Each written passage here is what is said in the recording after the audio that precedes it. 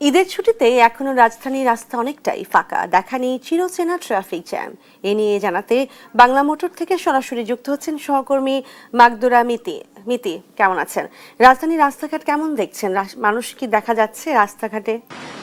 শাজমিন, আপনাকে ধন্যবাদ। এই মুহূর্তে আমি রয়েছি রাজধানীর বাংলা মোটর মোড়ে এবং আপনি জানেন যে এই জায়গাটাতে অন্যান্য দিনগুলোতে আমরা যেমনটা দেখে থাকি যে দীর্ঘ যানজট লেগেই থাকে, তবে আজকে কিন্তু একটু ব্যতিক্রম চিত্র আমরা দেখতে পাচ্ছি। এখানে আজকে ঈদের ছুটির শেষ দিন হওয়ার পরেও এখনো কিন্তু চিরচেনা সেই যানজট চোখে পড়ছে না এবং সিগন্যালগুলোতে কিন্তু এখন পর্যন্ত বিভিন্ন গাড়ি চালক যারা আছেন তাদেরকে কিন্তু খুব একটা বেগ পেতে হচ্ছে না। তোরে বাইরে চকোলেটে ডুবিয়ে ভীষণ মজা, গোলমাল চকোলেট, জাদু মাখা স্বাদ। তবে শুধুমাত্র বাংলা মোটর নয়, এর আগে কিন্তু আমি Asad gate, farm gate, Karwan Bazar সহ বিভিন্ন জায়গা ঘুরে দেখেছি।